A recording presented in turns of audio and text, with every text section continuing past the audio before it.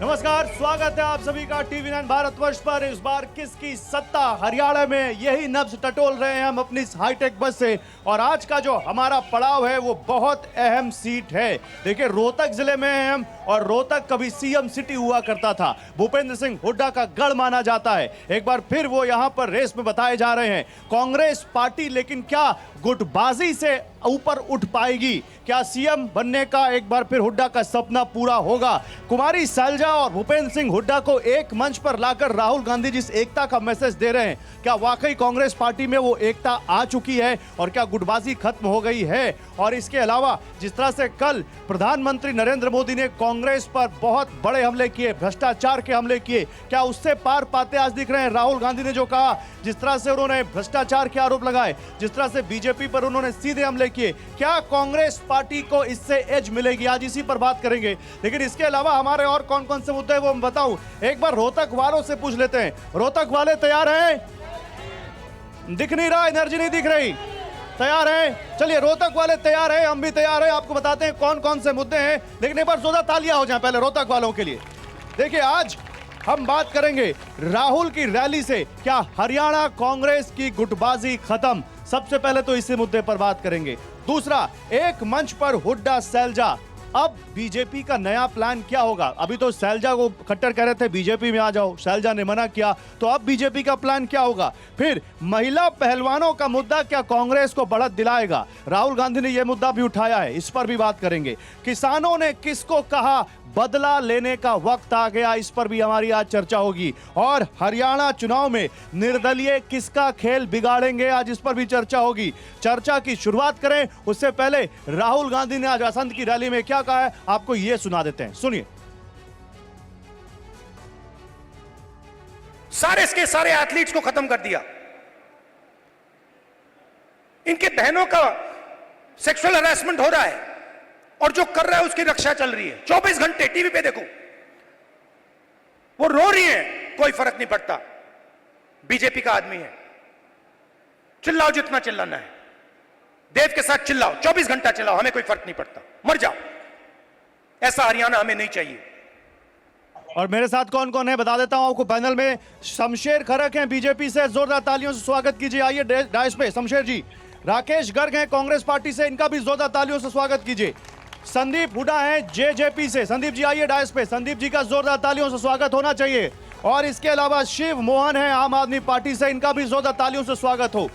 देखिए, हमारे तमाम पैनलिस्ट आ चुके हैं, लेकिन शुरुआत बीजेपी से करते हैं। 10 साल से सत्ता में है, डबल इंजन की सरकार है, लेकिन अब डबल इंजन राहुल गांधी ने भी एक साथ दिखा दिया। शमशेर जी, सैलजा और हुड्डा दोनों एक साथ मंच पर आ गए, एकता पूरी दिख रही है कांग्रेस में।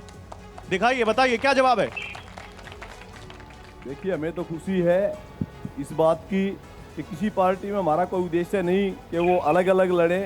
ये पार्टी का, कांग्रेस का अंदरूनी मामला है, वो एक हो या अलग अलग लड़े, वो उनका मामला है। हमें इसमें खुशी की कोई बात नहीं है।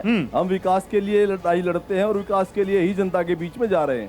कांग्रेस के अंदरूनी मामले में हमने इस बारे में कुछ नहीं। तो फिर ऑफर क्यों दे रहे हैं सैलजा को बीजेपी में ज्वाइन करने का? नहीं, ये मान लिया कोई कार्यकर्ता, अगर ये कांग्रेस का अंदरूनी मामला है तो खट्टर, मनोहर लाल खट्टर ने क्यों कह दिया कि सैलजा बीजेपी में आ जाए? वो ये सारा का सारा मीडिया द्वारा जो बात सामने आई, मनोहर लाल खट्टर जी की और सैलजा जी की तो कोई बात होती नहीं। जब ये आया कि उनकी उपेक्षा की जा रही है तो इसमें कोई बुराई भी नहीं। तो आप कह रहे हो ना अंदरूनी मामला है, तो अंदरूनी रहने देते। नहीं, बहुत से ऐसे कार्यकर्ता हैं जो कांग्रेस के आज बीजेपी में, बीजेपी के कांग्रेस में है। अच्छा, ये कोई बड़ी तो बात आपको नहीं। कोई लगता नहीं कि इससे कोई फर्क पड़ेगा? वो कह रहे हैं मजबूती आ गई है, 60-65 सीटें कांग्रेस जीत के लाएगी। ऐसे है, ये तो हर कोई अपनी पार्टी की मजबूती की बात करता है। तो भारतीय जनता पार्टी की मजबूती की बात करते, कांग्रेस का प्रवक्ता कांग्रेस की बात करेगा। तो बताइए बीजेपी इसका ये निर्णय तो जनता ने करना है, जनता ने करना है। बीजेपी कितनी मजबूत है?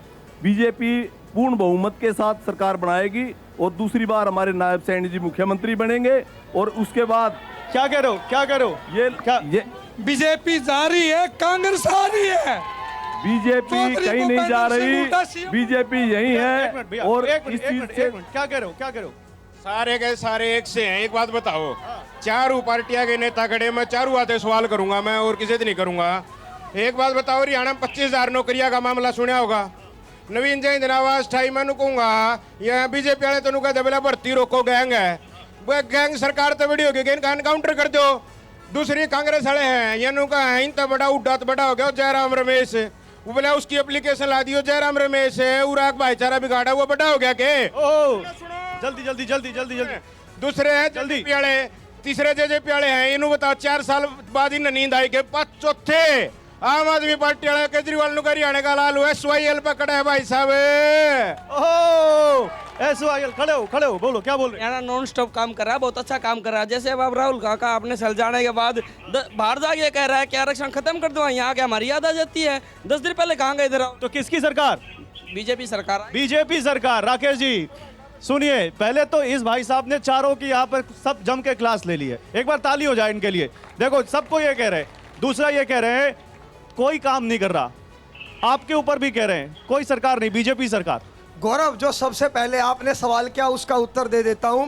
मैंने अपने जीवन के अंदर पिछले 5 साल के अंदर पहली बार किसी भाजपा प्रवक्ता को हमारी पार्टी की एकता देखकर खुश होते देखा है, वरना वही लोगों ने छाती पीटने के अलावा 5 साल में कोई काम ही नहीं करा। और दूसरी बात गौरव, मैं आपकी बात का दूसरा उत्तर देता हूं।